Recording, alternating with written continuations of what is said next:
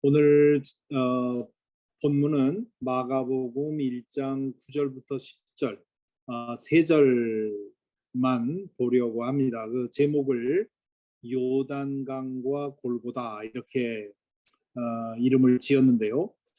요단강은 예수님이 세례를 받으신 곳이고 골고다는 예수님이 십자가에 달려 죽으신 곳인데 이 요단강과 골고다가 어떻게 연결되는지 오늘 말씀을 통해 보도록 하겠습니다. 우리가 지난주에는 예수님 그 공생의 이전에 세례 요한이 출현해서 이 메시아를 위한 길을 닦았다 하는 그런 사실을 보았죠. 이제 예수님에 관한 이야기로 넘어가는데 그러려면 이 사적 존재, 공생애를 시작하기 전에 예수님에 대해서 잠시 생각해 볼 필요가 있습니다. 마태복음에 의하면 헤롯 대왕이 통치할 때 예수님이 태어나셨습니다. 이 헤롯 대왕은 우리 성경에 나오는 예수님을 십자가에 달려 죽게 한 데에 방관자처럼 했던 이 헤롯 안디바, 이 헤롯 안디바의 이 아버지인데요. 이 헤롯 대왕은 주전 4년, BC 4년에 사망을 합니다. 그래서 이 헤롯 대왕이 죽기 전에 태어나셨기 때문에 이 마태복음의 증거에 의한다면 예수님은 적어도 주전 4년 이전에 태어나셨겠죠. 이 AD 주전과 BC 주전과 주후 before Christ BC AD Anno Domini라고 하는 라틴어인데 이거는 우리 주님의 해 그런 뜻입니다. 그래서 이게 이제 기원 후, 기원 전 이것을 나눌 때 그 시간 계산한 사람이 그 다른 증거를 기초로 했기 때문에 이 예수님 탄생을 주전, 주후 나누는 이 분기점이라고 그 분기점이라고 생각을 했는데 그런데 이 마태복음에 의하면 헤롯 대왕이 주전 4년에 사망했다고 하는 역사적인 자료가 있기 때문에 예수님은 주전 4년 이전에 주전 6년이나 5년 뭐 이 정도에 태어나지 않으셨을까 그렇게들 추측을 합니다. 누가복음에 의하면 예수님은 베들레헴에서 태어나시죠. 그리고 마태복음에 의하면 태어나신 후에 헤롯 대왕의 유아 학살 명령을 피해서 이집트로 피했다가 헤롯 대왕이 죽은 후에 나사렛으로 돌아옵니다. 그러니까 이때의 예수님의 나이가 뭐 적어도 1살, 2살 정도는 됐을 거라고 보는 거죠. 그리고 이제 그 후로 나사렛에서 아버지 요셉과 함께 목수 혹은 석공으로 일하면서 자랐습니다. 우리는 보통 목수라고 하지만 당시에 그 지금도 그렇습니다만은 갈릴리 지역은 목재보다는 돌이 더 흔했지요. 그래서 이 공사하는 사람들이 나무를 다루기보다는 돌을 다루는 그래서 목수이기보다는 석공이었을 것으로 그렇게 생각을 하는데 그래서 이 나사렛에서 자라게 되죠. 그래서 당시에 이제 성이 없었기 때문에 예수님 당시만 해도 성이 없었기 때문에 이 같은 이름 이 요셉이라는 이름도 매우 흔했고 예수라는 이름도 매우 흔했죠. 예수라는 이름이 여호수아거든요. 여호수아나 예수나 이제 같은 예수는 우리 그 히라버식의 발음이고 히브리어 발음은 요슈아, 여호수아인데 그래서 그 이름을 구분하는 방법이 두 가지인데 하나는 고향 출신을 말하기도 하고 혹은 누구누구의 아들 그렇게 얘기하기도 합니다. 그래서 예수님은 바 요셉 예수 이렇게도 하고 혹은 나사렛 출신의 예수 이렇게도 부르는 거죠. 이 아버지 요셉에 대한 이야기가 복음서에는 없어요. 태어났을 때 얘기 외에는 어머니와 형제들에 대한 얘기만 나오죠. 그래서 공생애를 시작하기 전에 이 아버지는 사망한 것으로 추정을 합니다. 그리고 누가복음 3장 23절에 의하면 예수님이 공생애를 시작하신 것이 30살쯤 되었을 때의 일이다 그렇게 써 있습니다. 그러니까 정확하게 30 몇 세 이렇게 돼 있지 않고 30살쯤 이렇게 말하고 있기 때문에 예수님의 공생애를 시작한 정확한 시점을 알 수는 없습니다. 사실 오늘날처럼 생일을 기억하고 생일을 축하하는 그런 풍습은 일반인들에게는 없던 일이죠. 그래서 당시에 뭐 왕이라든가 이런 특별한 사람들만 생일을 기억하고 축하했지 보통 평민들은 그런 풍습이 없었습니다. 그렇기 때문에 언제 태어났는지 그런 것에 대한 정보가 충분하지 않았던 거죠. 그리고 이 공적 활동을 시작하기 전에 예수님이 어떤 교육을 받고 어떤 경험을 했는지에 대해서는 알려진 것이 없습니다. 거기에 대해서 어떤 사람은 뭐 인디아에 갔었다 해서 그 자료를 찾는 사람도 있고 했는데 그건 다 이제 믿을 수 없는 얘기죠. 왜냐하면 그런 것에 대해서 알려지지 않은 이유가 예수님에 관한 이야기들 중에 이 복음, 예수 그리스도의 복음의 핵심에 관한 것들만 전해지고 선택되어 기록된 겁니다. 그러니까 그 예수님이 갈릴리의 석공으로 사실 때 어떻게 사셨는지, 무엇을 하셨는지, 그분이 어떻게 생겼는지, 뭐 누구랑 사귀었는지 이런 거에 대해서는 아무런 정보가 남아 있지 않은 이유는 그런 것이 구원받는 일에 전혀 상관이 없었기 때문이죠. 그래서 복음서 안에 기록된 것이 예수님을 하나님의 아들로 믿고 구원받는데 꼭 필요한 것들만 선택되고 기록되었기 때문에 이미 이제 우리에게는 그 정보가 사라진 것이죠. 다만 누가복음 2장 41절부터 52절에 나오는 예수님이 12세 때 있었던 일이 하나 기록이 돼 있죠. 그 기록을 보면 예수님은 어릴 때부터 율법과 유대교에 대해서 깊은 통찰력을 보여주었다. 이제 그렇게 볼 수가 있습니다. 어떤 사람들은 이것을 뭐 나중에 그 우인 전기 전집 쓰듯이 뭐 김일성이 어떻게 했다는 식으로 북한에서 그런 식으로 과장된 이야기로 생각을 하는데 그렇게 말하는 사람들도 있는데 그것은 유대인들의 가정교육을 모르고 하는 말이죠.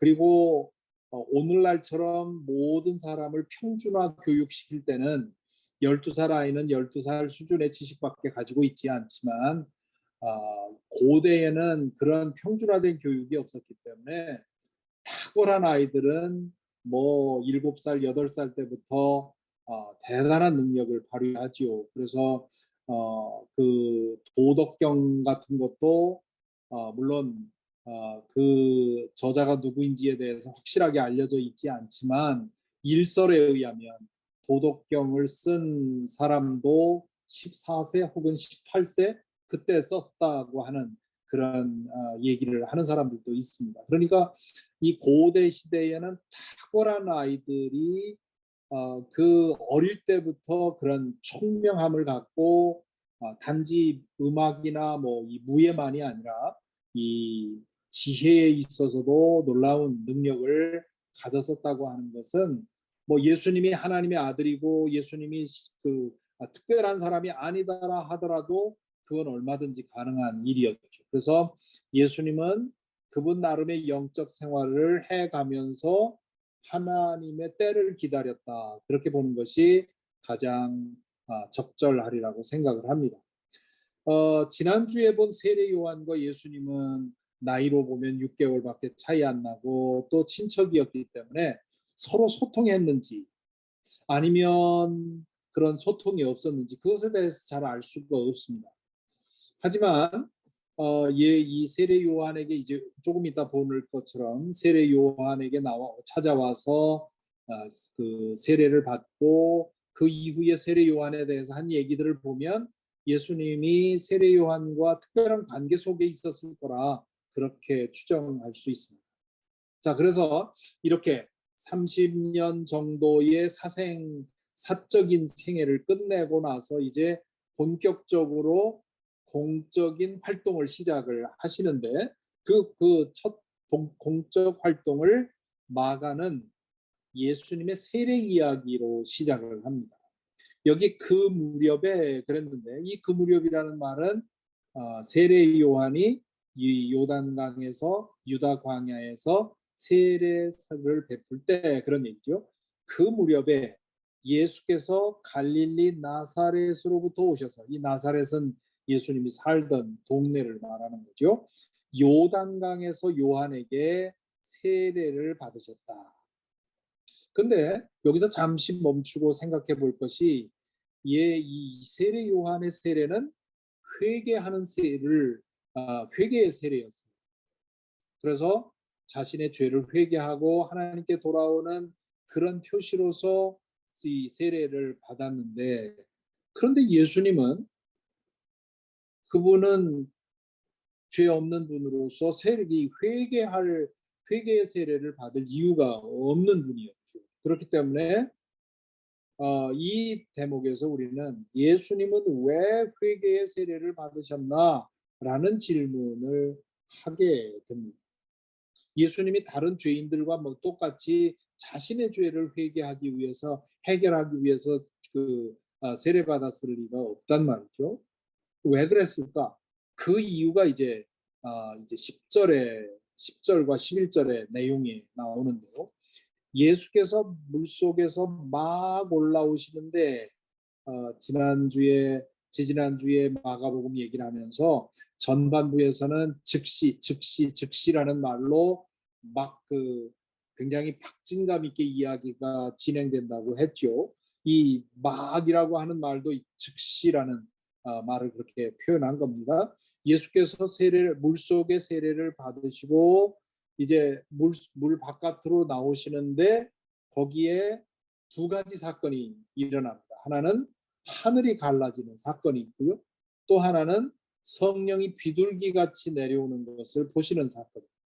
자, 굉장히 중요한 이 두 가지 사건이 예수님이 왜 세례를 받았는지를 알게 해주는데요. 첫째는 세례는 하나님의 아들로서 인류의 죄를 짊어지고 가는 사명을 받아들이는 결단이었다. 그렇게 볼 수가 있습니다. 예수님께서 세례를 받으실 때 죄의 문제가 해결된 것이 아니라 하늘이 갈라졌다 그렇게 돼 있죠. 이 헬라어를 그 뉘앙스를 살려서 번역하면 하늘이 찢어졌다 그렇게 번역을 하는 것이 더 맞는데요. 하늘이 찢어졌다 이게 무슨 뜻일까? 이 막혔던 하늘이라고 하는 것은 죄로 인해서 하나님과 인간 사이에 막힌 담을 상징하죠. 그래서 예수님이 세례 받으심으로 인해서 막혔던 하늘이 찢어진 겁니다. 죄로 인해서 하나님과 인간 사이를 막고 있던 담에 금이 간 거예요. 아직 완전히 쫙 열리지는 않았지만 그 막힌 것에 크랙이 간 것이죠. 그래서 이 죄로 인해서 하나님과 인간 사이에 막혀 있던 이 담이 무너지는 이 일을 위해서 이 사명을 위해서 예수님이 세례를 받으셨다 하는 것을 알 수 있고요. 마가복음 15장 38절에 보면 예수님이 십자가에 달려서 운명하시자 그때에는 예수님이 운명하실 때입니다. 그때에 성전 휘장이 위에서 아래로까지 두 폭으로 찢어졌다. 여기 찢어졌다 하는 말하고요. 이 찢어졌다 하는 말이 같은 말을 사용을 합니다. 자, 그래서 여기서 아주 흥미로운 점은 예수님이 요단강에서 세례 받으실 때 하늘이 찢어졌는데요.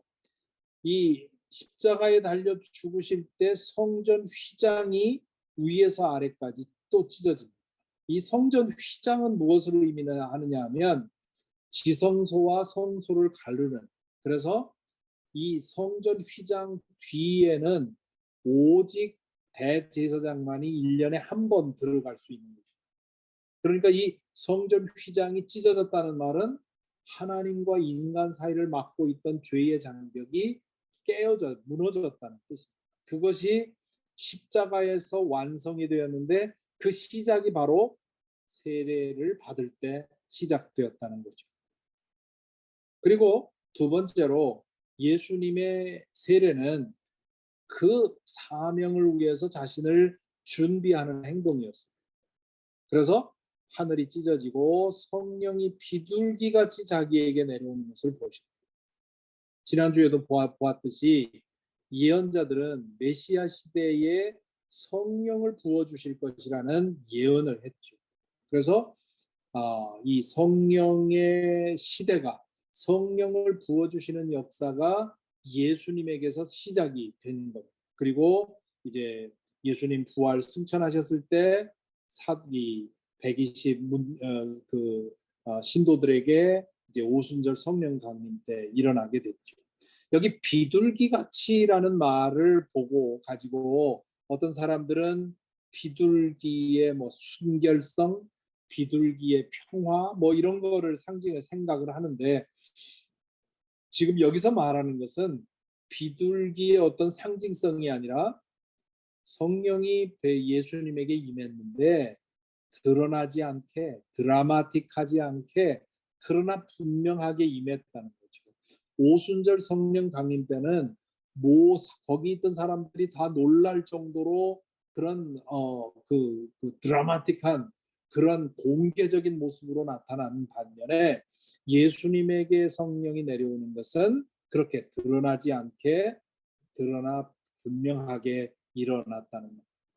자, 그래서 이것을 보면 예수님이 요단강에서 세례요한에게 세례 받으신 것은 자신의 개인의 죄 때문이 아니라 인류의 죄를 짊어지고 그 죄의 문제를 해결해야 되는 그 하나님의 아들로서의 사명을 억셉트하는, 그 사명을 확인하는 그런 순간이었다고 볼 수가 있습니다. 그래서 저는 십자가는 요단강에서 시작되었다 그렇게 말을 합니다. 혹은 아까 제목처럼 요단강과 십자가는, 이 골고다는 일직선상에 있었던 거죠. 예수님이 요단강에서 세례 받으심으로 결국은 십자가에 이르는 길로 가신 것입니다.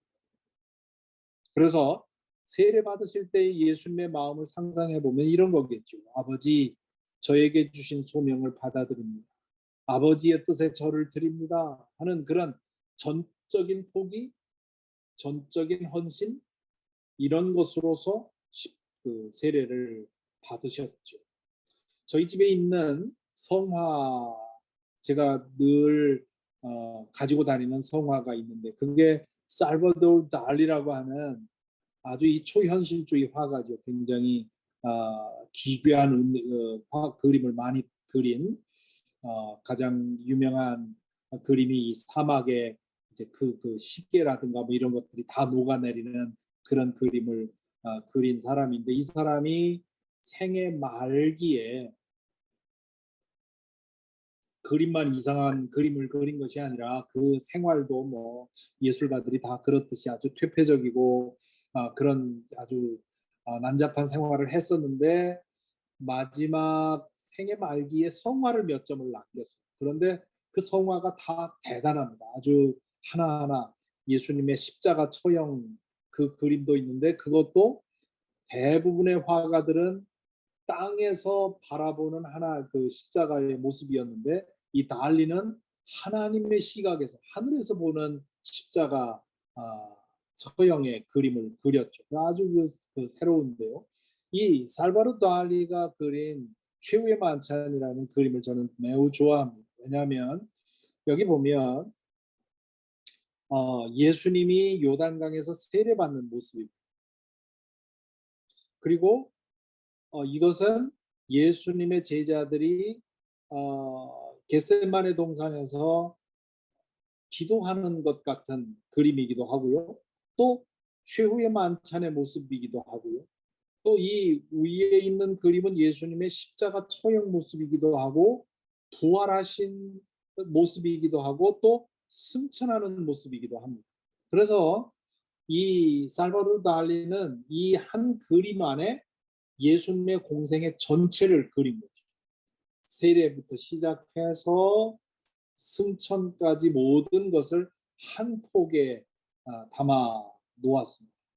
그래서 지금 제가 말씀드리는 대로 이 요단강에서 세례받은 사건이 곧 십자가로 연결되는 이러한 구도를 이 달리도 알게 된 거죠. 그러니까 달리가 이 그 복음서에 대해서 아주 상당히 그 깊이 이해하고 있었던 것을 볼 수가 있습니다. 그 다음에 11절에 보면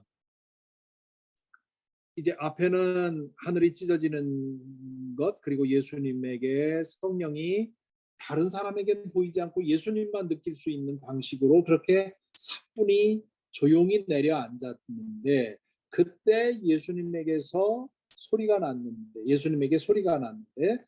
그때 하늘로부터 소리가 났다. 너는 내 사랑하는 아들이다. 내가 너를 좋아한다. 자, 이 두 가지 말씀에 두 개의 구약의 말씀이 메아리 칩니다. 하나는 시편 2편 7절입니다. 여기에 보면 주님께서 나에게 이르시기를 너는 내 아들 내가 오늘 너를 낳았다. 그렇게 되어 있죠. 이 시편 2편은 영원한 왕이신 메시아에 대한 예언입니다. 이 메시아에 대한 예언에서 지금 이 7절의 얘기는 7절의 말씀은 메시아는 하나님의 아들이라 하나님의 아들이시다. 그리고 이 시편 2편을 보면 8절에 보면 문 나라를 유산으로 주겠다. 모든 민족을 다스리게 하겠다 하는 그런 말씀을 하고 있고요. 또 12절에 보면 모든 나라의 왕들에게 그의 아들에게 입을 맞추어라 하는 그런 얘기를 합니다. 그래서 지금 이 음성을 통해서 시편 2편 7절의 메시아 예언이 이루어졌다 볼 수 있고 두 번째 마디에는 이사야서 42장 1절이 울려 퍼집니다. 그 이사야서 42장 1절은 나의 종을 보아라. 그는 내가 붙들어주는 사람이다.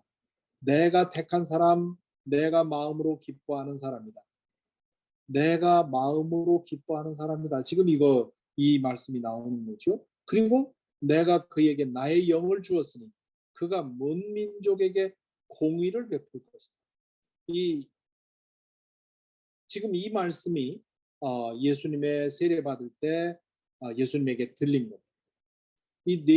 그런데 이 이사야서 42장 1절은 이사야서에 나오는 네 개의 종의 노래, 아주 유명한 매우 중요한 말씀이죠. 종에 관한 예언이 네 개가 나옵니다. 그 중에 가장 중요한 게 이거죠. 이사야서 53장 고난의 종의 노래, 예수님의 십자가 처형, 왜 하나님의 아들 메시아가 죽어야만 했느냐는 사실을 알기 위해서는 이것 없이는 그 이유를 이해할 수가 없었겠죠. 아주 우리 기독교 복음에는 결정적인 말씀이 이 네 번째 종의 노래인데 이 종의 노래의 첫 번째 노래입니다. 그래서 이 종의 노래를 보면 성령을 이 종에게 부어주실 것이고 이 종은 진리로 공의를 문 민족에게 베풀 것이다. 그렇게 나와요. 그래서 지금 이 말씀을 통해서 이 시편 2편과 이사야서 42장에 나오는 그 예언이 예수님에게 성취된 이루어지는 것을 볼 수가 있죠. 그래서 지금 여기서 우리가 알 수 있는 것은 지금 이 1장 9절부터 11절의 말씀에서 우리가 알 수 있는 것은 예수님이 누구냐 하는 거예요. 예수님은 하나님의 아들로서 메시아로 보낸받은, 그래서 죄의 문제를 해결하도록 보낸받은 바로 그 메시아라고 하는 것, 이것이 이 세례 사건을 통해서 우리가 알 수 있는 것들요. 이 마가복음, 다시 그 서론에서도 얘기했지만 마가복음을 통해서 우리 독자가 이르러야 할 믿음의 고백이 있습니다. 그건 바로 하나님의 아들이라고 하는 고백인데요. 오늘 읽은 11장 1장 11절에 보면 너는 내 사랑하는 아들이다 라고 하죠. 지금 예수님에게 하나님께서 너는 내 사랑하는 아들이다 라고 말씀하십니다. 아무도 모르죠, 그 사실을 지금은. 그런데 나중에 9장 7절에 가면 변화산에서 세 제자를 예수님이 데리고 변화산으로 올라가서 그곳에서 기도하시다가 모세와 엘리야를 만납니다. 그리고는 막 어마어마한 황홀병에 빠져서 베드로가 초막을 3개 짓겠다고 그렇게 했을 때 하늘에서 이 세 제자에게 들린 얘기가 뭐냐면 이는 내 사랑하는 아들이다 너희는 그의 말을 들어라 하는 소리를 듣죠. 예수님이 하나님의 아들이신 것이 처음에는 예수님에게만 전해졌고 이제 예수님의 사역의 중간에 세 제자에게 전해졌습니다. 그런데 나중에 보겠습니다만 변화산에서 내려오실 때 예수님께서 세 제자에게 뭐라고 하냐면 인자가 죽고 부활하기 전까지 이 얘기를 아무에게도 하지 마. 그렇게 얘기해요. 내가 하나님의 아들인 것을 아직은 알 때가 되지 않았다. 그리고는 십자가 아래서 로마 백부장이 예수님이 운명하시는 것을 보고 참으로 이분은 하나님의 아들이셨다라고 고백합니다.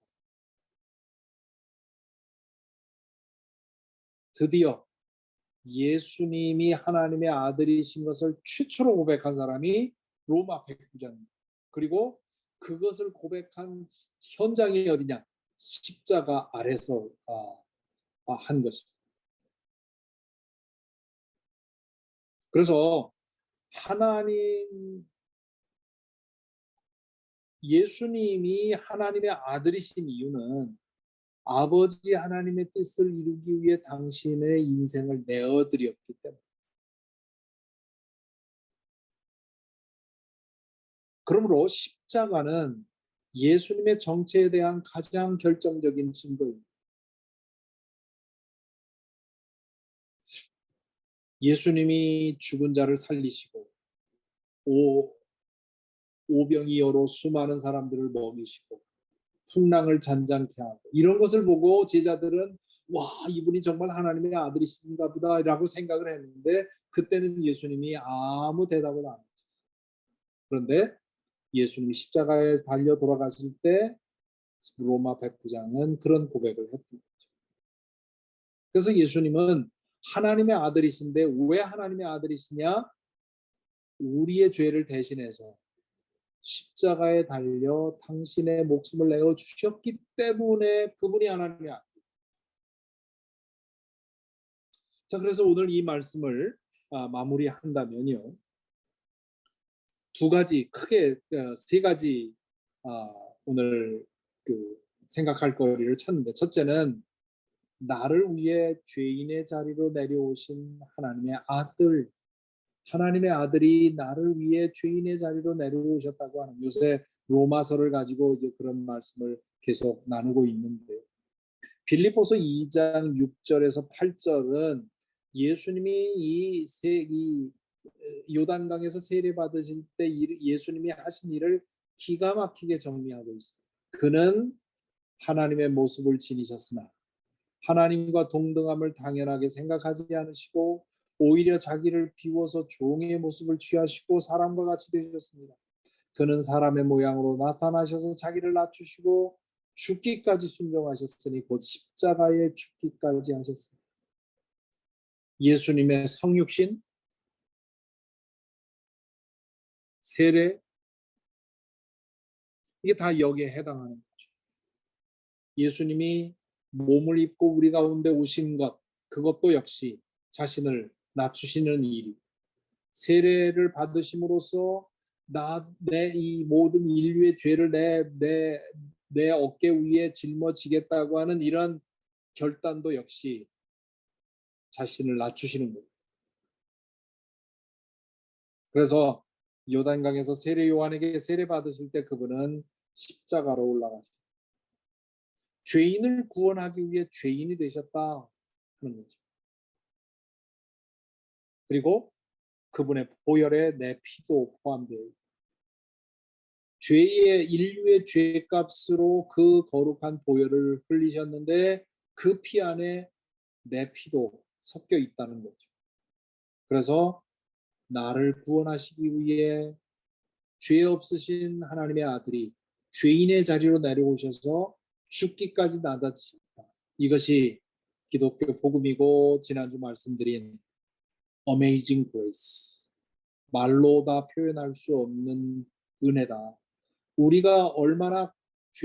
죄가 얼마나 심각한지, 그리고 그 죄로 인해서 우리가 받을 하나님의 진노가 얼마나 큰지를 기억하는 만큼 우리는 다 구원의 은혜에 감사하게 되는 거죠.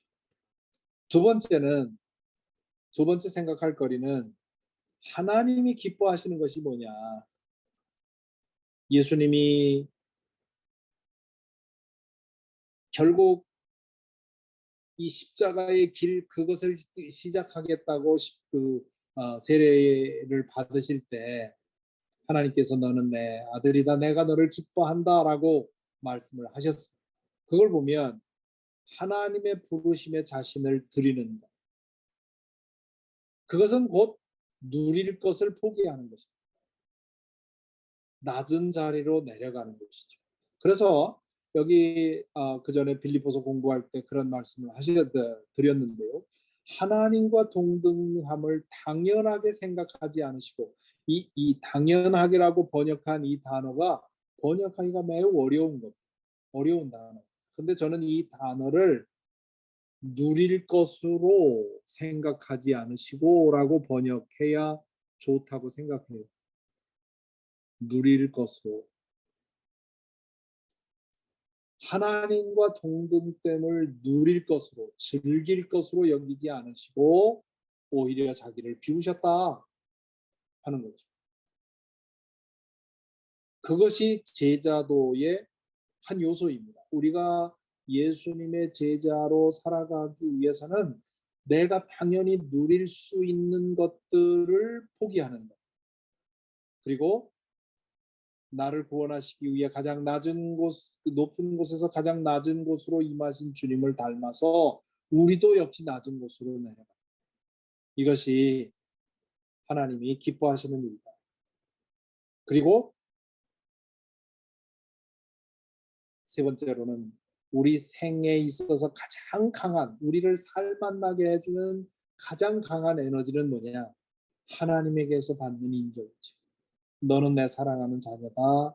내가 너를 기뻐한다. 그래서 헬리나 오웬 신부님은 세례받을 때 누구든 세례받는 사람은 이 음성을 들어야 한다는 거죠. 이 음성을 기억해야 된다. 세례받는 건 뭐냐? 하나님께서 내가 너는 내 아들이다, 너는 내 딸이다, 내가 너를 기뻐한다 하는 이 음성을 확인하는 것이 세례받는 것입니다.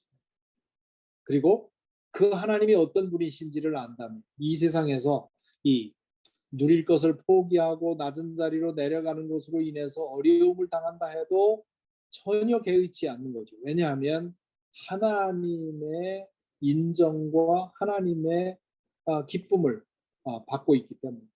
그래서 예수님은 이 십자가의 길을 3년 동안 걸으시면서 모진 고난과 그리고 마지막에는 십자가에 달려 죽으시는 그 고통을 겪으셨지만 그러나 불하지 않을 수 있었던 것은 너는 내 아들이다.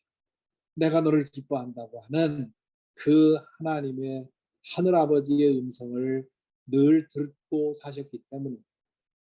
마찬가지로 우리도 모두 세례받은 그리스도인으로서 우리도 역시 이렇게 내가 너를 낳았다. 너는 나의 사랑하는 아들이다, 딸이다라고 하는 이 음성을 기억하고 예수님이 그러신 것처럼 우리도 끊임없이 부단히 하나씩 하나씩 내려놓고 포기하고 그리고 나보다 더 높은 곳을 바라보는 것이 아니라 낮은 곳을 바라보며 고통받는 사람들과 함께하는 그런 삶을 살아야 하겠습니다.